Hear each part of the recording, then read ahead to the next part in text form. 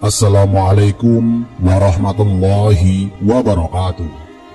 Samiri atau Dajjal dikurung di dalam penjara, yaitu di lautan Qazum. Sebagian riwayat ahli tafsir menyatakan bahwa lautan Qazum itu terletak di tengah-tengah Laut Merah di Mesir, yaitu di bagian yang paling dalam. Tetapi itu dirasakan kurang tepat.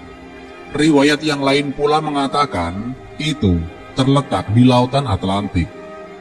Mungkin ini lebih tepat, karena di situ juga Azazil membuat sebuah pintu alam jin, seperti di segitiga Bermuda yang dapat menyedot apa saja yang melintas di permukaannya. Pintu alam jin ini merupakan sebuah kerajaan jin, tempat untuk memenjara roh-roh manusia yang dapat mereka tangkap, dan mereka-mereka yang kafir, sesat, dan orang Islam yang mengikuti petunjuk mereka sewaktu hidupnya, serta yang menjadi sahabat dan khodam mereka. Manusia-manusia ini, apabila mereka mati, semua roh-roh mereka akan dimasukkan di sini, dan tidak boleh keluar. Menjadi hamba abdi, mereka membuat senjata-senjata canggih yang belum pernah ada sebelumnya untuk perang akhir zaman nanti. Telah juga diriwayatkan bahwa Allah Subhanahu wa Ta'ala memberikan kesempatan pada Dajjal di akhir zaman untuk menyesatkan manusia. Dajjal akan keluar dan memulai ajarannya kepada umat ini selama 40 hari, seperti yang diisyaratkan dalam hadis. Kami bertanya, wahai Rasulullah, berapa lamakah ia akan tinggal di muka bumi ini? Rasulullah Shallallahu Alaihi Wasallam menjawab, ia akan tinggal selama 40 hari. Hari yang pertama seperti setahun, dan hari berikutnya seperti sebulan, dan hari ketiga seperti seminggu. Kemudian hari yang masih tinggal lagi, yaitu 37 hari, adalah sama seperti hari kamu yang biasa. Hadis riwayat Muslim. Jadi, keseluruhan waktu Dajjal membuat fitnah dan kerusakan itu adalah 14 bulan dan 14 hari. Kisah manusia yang terdampar di pulau yang dihuni Dajjal pada zaman Rasulullah. Asy-Sya'bi rahimahullah mengatakan kepada Fatimah binti Qais radhiyallahu anha, beri aku sebuah hadis yang kamu dengar dari Rasulullah Shallallahu Alaihi Wasallam, yang tidak kamu sandarkan kepada seorang pun selain beliau. Fatimah mengatakan, jika engkau memang menghendaki akan aku lakukan. Ya, berikan aku hadis itu, jawab Asy-Sya'bi. Sebuah hadis yang diriwayatkan dari Fatimah binti Qais berkata, aku mendengar suara seruan dari muazin Rasulullah Shallallahu Alaihi Wasallam untuk melaksanakan sholat. Maka aku pun berangkat ke masjid dan sholat bersama Rasulullah Shallallahu Alaihi Wasallam. Aku sholat di saf para wanita di belakang kaum laki-laki.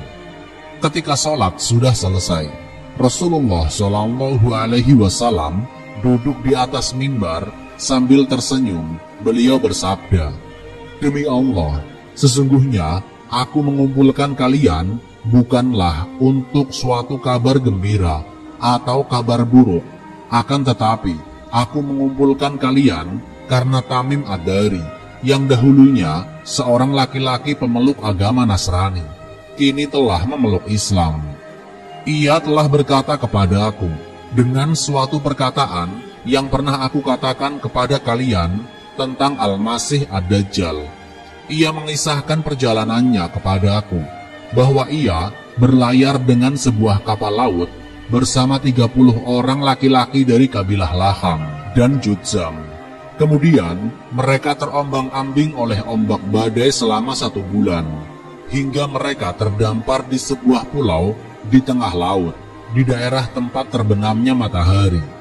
Lalu mereka duduk istirahat di suatu tempat yang terletak sangat dekat dengan kapal. Setelah itu, mereka masuk ke dalam pulau tersebut Lalu mereka bertemu dengan seekor binatang yang berbulu lebat, sehingga mereka tidak dapat memperkirakan mana ekornya dan mana kepalanya, karena tertutup oleh bulunya yang terlalu banyak. Mereka berkata, "Celaka, dari jenis apakah kamu ini?" Ia menjawab, "Saya adalah Al-Jasasah." Mereka bertanya, "Apakah Al-Jasasah itu?" Tanpa menjawab, ia berkata, "Wahai orang-orang, pergilah kalian kepada seorang laki-laki yang berada di dalam goa itu. Sesungguhnya ia sangat ingin mendengarkan berita-berita dari kalian." Tentang Al-Jasasah ini, Imam Nawawi mengatakan bahwa dinamakan Al-Jasasah dikarenakan binatang itu ditugaskan untuk tajasus atau memata-matai dan menyelidiki untuk mencari berbagai berita yang akan diberikan kepada Dajjal. Sahih Muslim Bisyarhin Nawawi. Tamim Ad-Dari berkata, ketika ia telah menjelaskan kepada kami tentang laki-laki itu, kami pun terkejut, karena kami mengira bahwa ia adalah setan. Lalu kami segera berangkat, sehingga kami memasuki goa tersebut. Di sana terdapat seorang manusia yang paling besar yang pernah kami lihat, dalam keadaan terikat sangat kuat. Kedua tangannya terikat ke pundaknya, serta antara dua lutut dan kedua mata kakinya terbelenggu dengan besi. Kami berkata, "Celaka, siapakah kamu ini?" Ia menjawab, "Takdir telah menentukan bahwa kalian akan menyampaikan kabar-kabar kepadaku. Maka kabarkanlah kepadaku siapa kalian ini." Mereka menjawab, "Kami adalah orang-orang Arab yang berlayar dengan sebuah kapal. Tiba-tiba kami menghadapi sebuah lautan yang berguncang. Lalu kami terombang-ambing di tengah laut selama 1 bulan, dan terdamparlah kami di pulau ini." Ia, laki-laki besar yang terikat itu berkata, "Beritahukanlah kepada saya tentang pohon-pohon korma yang ada di daerah Baisan." Kami berkata, "Apa yang ingin kamu ketahui tentangnya?"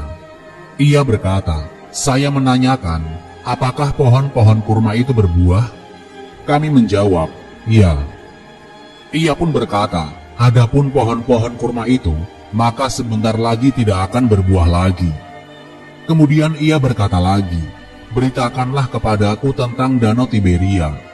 Mereka berkata, "Apa yang kamu ingin ketahui tentangnya?" Ia bertanya, "Apakah ia tetap berair?" Kami menjawab, "Iya." Ia pun berkata, "Adapun airnya, maka sebentar lagi akan habis." Kemudian ia berkata lagi, "Beritakanlah kepada saya tentang mata air Zugor." Mereka menjawab, "Apa yang kamu ingin ketahui tentangnya?" Ia bertanya lagi, "Apakah di sana masih ada air, dan penduduk di sana masih bertani dengan menggunakan air dari mata air Zugor itu?" Kami menjawab, "Benar. Ia berair banyak dan penduduknya bertani dari mata air itu." Lalu ia berkata, "Adapun airnya, maka sebentar lagi akan habis." Lalu ia berkata lagi, "Beritakanlah kepadaku tentang Nabi yang ummi. Apa sajakah yang sudah ia perbuat?" Mereka menjawab, "Dia telah keluar dari Mekah menuju Madinah." Lalu ia bertanya, "Apakah ia diperangi oleh orang-orang Arab?" Kami menjawab, "Iya." Ia bertanya lagi, "Apakah yang ia lakukan terhadap mereka?" Maka kami memberitahukan kepadanya bahwa ia, Nabi itu, telah menundukkan orang-orang Arab yang bersama dengannya, dan mereka menaatinya. Lalu ia berkata, "Apakah itu semua telah terjadi?" Kami menjawab, "Iya." Ia berkata lagi, "Sesungguhnya adalah lebih baik bagi mereka untuk mentaatinya, dan sungguh aku akan mengatakan kepada kalian tentang diriku. Aku adalah Al-Masih Ad-Dajjal, dan sesungguhnya aku hampir saja diizinkan untuk keluar. Maka aku akan keluar dan berjalan di muka bumi, dan tidak ada satupun kampung negeri kecuali aku memasukinya dalam waktu 40 hari, selain Mekah dan Thaibah atau Madinah. Kedua negeri itu terlarang bagiku. Setiap kali aku ingin memasuki salah satu dari negeri itu, maka aku dihadang oleh malaikat yang di tangannya ada pedang berkilau dan sangat tajam untuk menghambatku dari kedua negeri tersebut. Dan di setiap celahnya terdapat malaikat yang menjaganya. Nabi Shallallahu Alaihi Wasallam bersabda, "Sungguh cerita Tamim menakjubkanku, di mana sesuai dengan apa yang kuceritakan kepada kalian, serta tentang Mekah dan Madinah. Ketahuilah bahwa ia berada di lautan Syam dan lautan Yaman, tidak bahkan dari arah timur. Tidak dia dari arah timur, tidak dia dari arah timur, tidak dia dari arah timur." Dan beliau mengisyaratkan dengan tangan ke arah timur. Fatimah mengatakan, "Ini saya hafal dari Rasulullah Shallallahu Alaihi Wasallam." Fitnah Dajjal. Dajjal telah diberi peluang oleh Allah Subhanahu wa Ta'ala untuk menguji umat Muslim. Oleh karena itu, Allah memberikan kepadanya beberapa kemampuan yang luar biasa. Di antara kemampuan itu adalah sebagai berikut. Pertama, segala kesenangan hidup akan ada bersama dengannya. Benda-benda di bumi akan mematuhinya. Sebelum kedatangan Dajjal, umat Islam akan diuji terlebih dahulu oleh Allah dengan kemarau panjang selama 3 tahun berturut-turut. Pada tahun pertama, hujan akan kurang sepertiga dari biasa. Dan pada tahun kedua akan berkurang 2/3 dari biasa. Dan tahun ketiga, hujan tidak akan turun sama sekali. Umat akan dilanda kekeringan. Di saat itu, Dajjal akan muncul membawa ujian. Maka, daerah mana yang percaya Dajjal itu Tuhan, ia akan berkata kepada awan, "Hujanlah kamu di daerah ini." Lalu, hujan pun turun, dan bumi menjadi subur. Begitu juga ekonomi, perdagangan akan menjadi makmur dan stabil pada orang yang bersekutu dengan Dajjal. Manakala penduduk yang tidak mau bersekutu dengan Dajjal, mereka akan tetap berada dalam kesusahan. Dan diriwayatkan pula, pengikut Dajjal akan memiliki segunung roti atau makanan. Sedangkan orang yang tidak percaya dengannya berada dalam kelaparan dan kesusahan.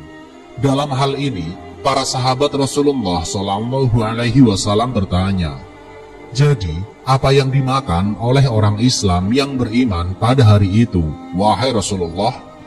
Nabi menjawab, "Mereka akan merasakan kenyang dengan bertahlil, bertakbir, bertasbih, dan bertaubat. Jadi, zikir-zikir itu yang akan menggantikan makanan." Hadis riwayat Ibnu Majah. Yang kedua, bersamanya perwujudan yang menyerupai surga dan neraka. Di antara ujian Dajjal, ialah kelihatan bersama dengannya perwujudan surga dan neraka, dan juga sungai air dan sungai api. Dajjal akan menggunakan kedua-duanya ini untuk menguji iman orang Islam, karena hakikat yang benar adalah sebaliknya dari apa yang kelihatan. Apa yang dikatakan surga itu sebenarnya neraka, dan apa yang dikatakannya neraka itu adalah surga. Yang ketiga, kecepatan perjalanan Dajjal dan negeri-negeri yang tidak dapat dimasukinya. Kami bertanya, "Wahai Rasulullah, bagaimana kemampuan Dajjal menempuh perjalanan di atas muka bumi ini?" Nabi menjawab, "Kecepatan perjalanannya adalah seperti kecepatan al-ghois atau hujan dan awan yang ditiup oleh angin yang kencang." Hadis riwayat Muslim. Namun demikian, Dajjal tetap tidak dapat memasuki dua tempat suci umat Islam, yaitu Mekah Al-Mukarramah dan Madinah Al-Munawwarah. Yang keempat, bantuan setan-setan untuk memperkukuh kedudukan Dajjal. Setan juga akan bekerja sama membantu Dajjal. Bagi setan, inilah masa yang terbaik untuk menyesatkan lebih banyak lagi anak cucu Adam. Wallahu a'lam bishawab. Semoga dari pembahasan singkat kali ini dapat memberikan manfaat baik bagi kita semua. Jika kalian suka dengan channel ini, silahkan klik tombol subscribe. Akhirul kalam, wassalamualaikum warahmatullahi wabarakatuh.